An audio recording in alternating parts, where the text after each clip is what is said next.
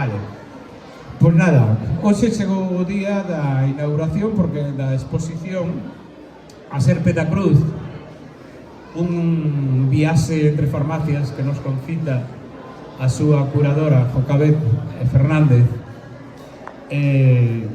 Agradecolle moitísimo que se realiceu por varias razóns.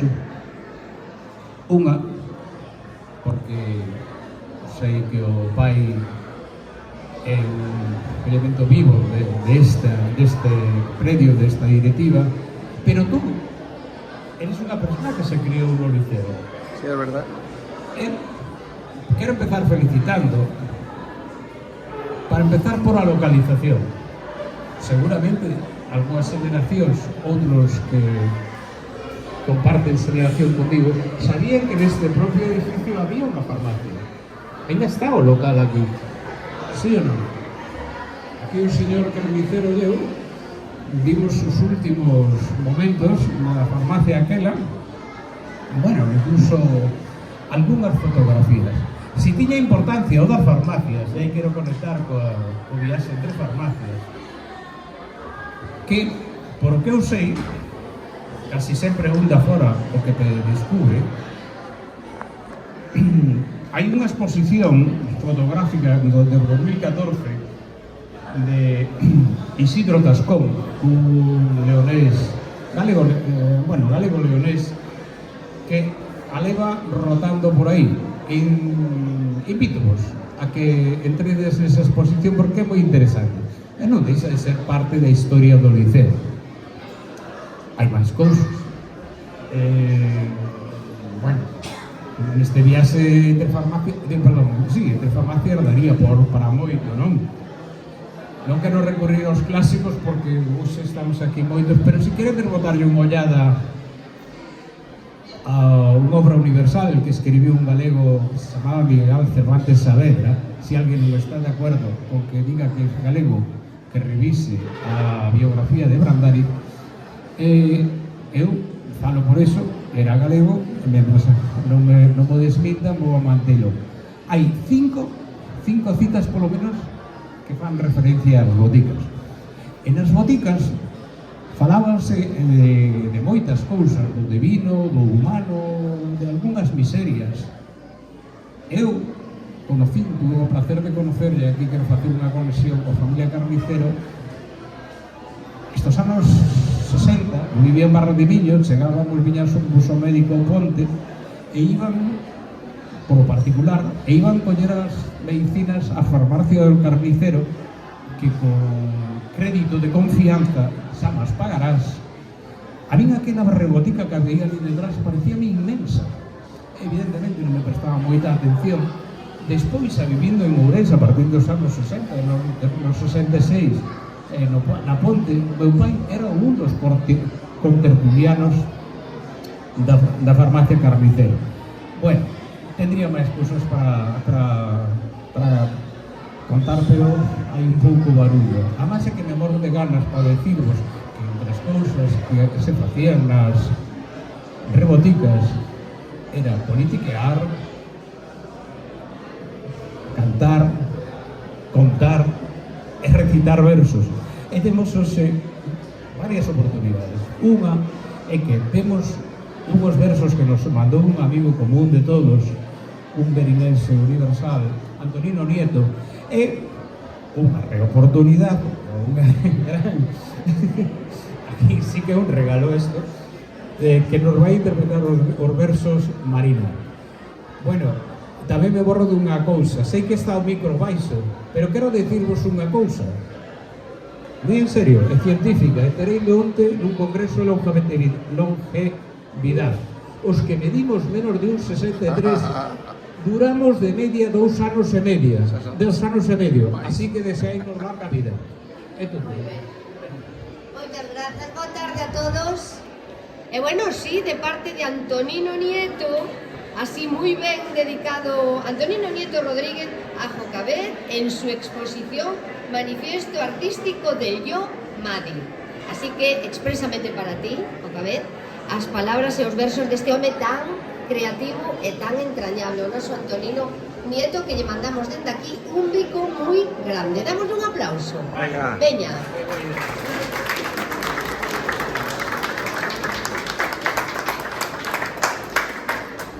Los credos farmacias del renglón del grito, el yo, el tú, el nosotros hambrientos cromos en el pedestal del barro. Lo creado simiente fertiliza al vacío, al no lugar del quiero, fármaco del corazón del basta, la desnudez del diente lo vivo, cruenta parodia del gozo en esa respiración, el ajuar, la pastilla, el jarabe, el compositum que incendia lo posible, ¿verdad o mentira? Todo lo alcanzable y lo inalcanzable, voraz refrigerio del vientre que te ausculta visible, no lagar del número y la letra. En esa copa, la carnal celebración de Jocabet, manifiesto artístico del yo, Madi, la serpe da Cruz Verde, 6 autores masticándose, fiesta en el jarrón del arte, hambruna que disloca a lo intocable, al temblor que te crece vivo. Ole. Gracias, Antonino Nieto. Bueno, seguimos. Ahora vamos a aproveitar a outra oportunidade que dado que temos a curadora da exposición aquí, eu non sei se vos habedes dado cuenta que procurei intencionadamente non falar nada da exposición. Evidentemente. Tendo a cabeza aquí, vos me poñera a decir cualquier imprudencia. E máis, temos ademais a sorte que nos acompaña outra, que Vera, que ven desde Valencia, para acompañarnos. No nos has dicho nada. ¿Qué te parece este palacio del día del siglo XVI? ¿Estás contenta? Bueno, pues espero que sigas así de contenta. Oye, por cierto, ¿cómo se entiende el valenciano y el galego?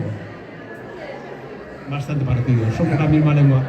Somos lenguas, ¿cómo se llamaban? Románicas, ¿no? Bueno, pues nada, Jocabet, si nos quieres decir, o una invitación previa a que vayamos, te cedo el micro, si no tú misma coges y nos acompañas a esto, porque esto va a un momento dado a eclosionar y nos vamos a quedar sin tiempo, y seguramente es mejor que te hagamos las preguntas allí sobre la propia obra. ¿Te parece? Venga, a ver.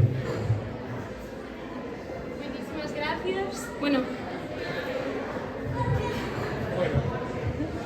a mí escoita se me ve. No, pero acércate.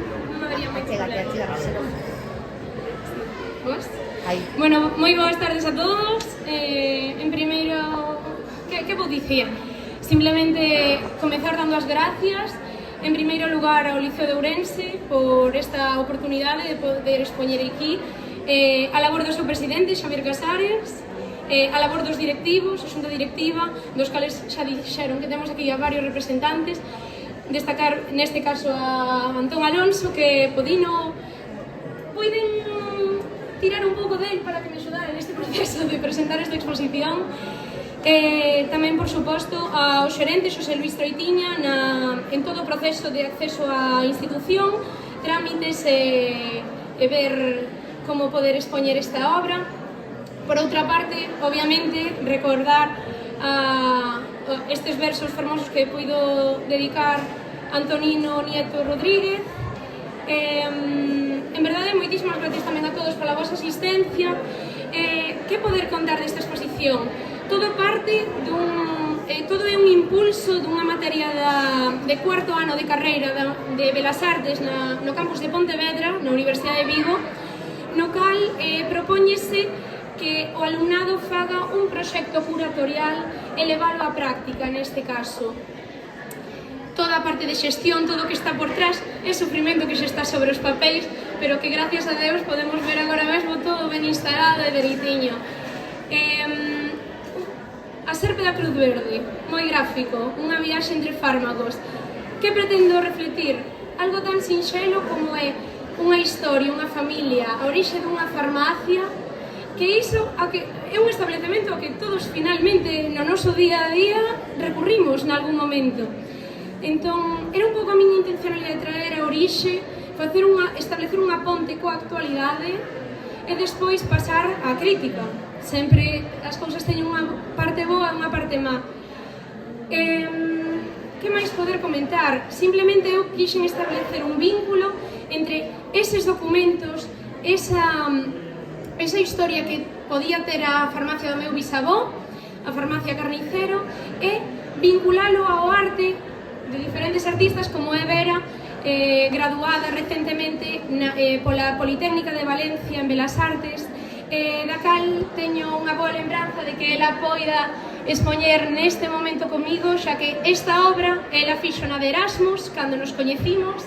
Entón, para min é un placer que esa relación tanto de amizade como profesional consiga perdurar, sexa polo arte ou sexa por mensaxes.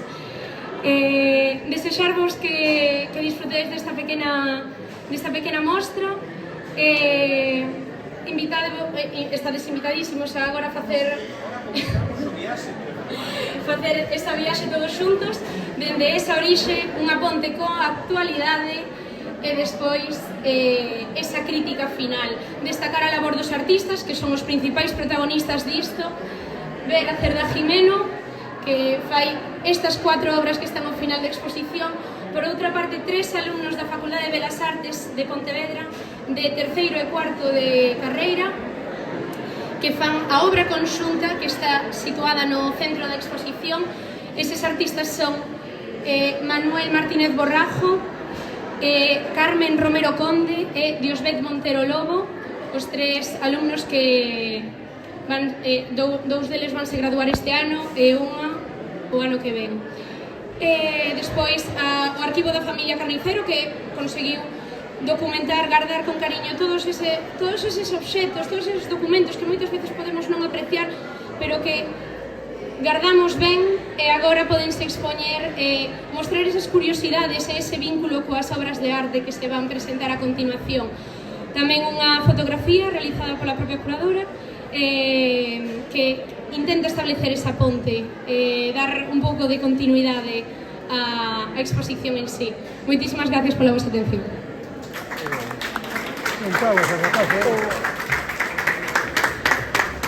Veña, vamos a facer o recorrido coa guía. Como no texto, comezamos pola orixe, a orixe da farmacia. Este primeiro documento é o xuramento dos boticarios, en sí, todas as cousas que se establecían para ser un boticario, non? Despois, pasamos a segunda obra, que xa é unha cousa moito máis curiosa, porque é como as 13 cousas que ten que ter un farmacéutico ali na farmacia para traballar, para poder facer o seu traballo correctamente. Partindo disto, vamos para aquí abaixo, vendo os fármacos, algúns dos medicamentos antigos, todos datan entre os anos 50 e 80, 90, son os envoltorios orixinais. Algúns ainda teñen un fármaco dentro. Entón, resulta moi curioso ver literalmente tamén a caligrafía do meu bisavó a hora de poder escribir directamente sobre as etiquetas. A diferencia, ao mellor, a hora de ver un novo medicamento sair á venda, unha cousa moitísimo, un estilo moitísimo máis contemporáneo, cunha estética moi cuidada, e aquí ver ese contraste é absolutamente maravilloso poder conservalo. Por outra parte, todo por aí nos conduce ao envoltorio orixinal dos fármacos e de todas as cousas que se envolvían para levar despois para as casas. Entón, podemos ver literalmente todo o envoltorio en sí un eslogan tamén coa dirección do propio establecemento.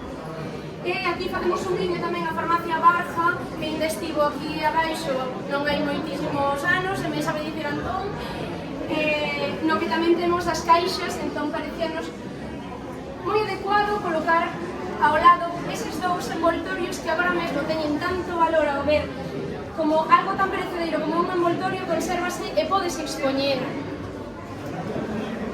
Dando uns pasos cara a actualidade, esta é unha fotografía realizada sobre algúns destes obxetos, este que é un envoltorio de gasas esterilizadas, non ten máis, e que ten algunhas curiosidades que a min chamaron a atención para facer precisamente a fotografía sobre isto.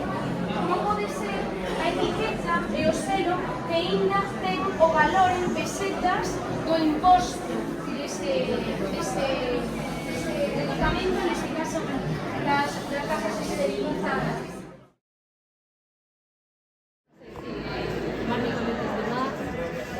Publicitarlos demasiado y hacerlos como si fueran a veces incluso caramelos cuando hay que tener mucho cuidado. Entonces ahí intentamos crear ese contraste entre un medicamento con su prospecto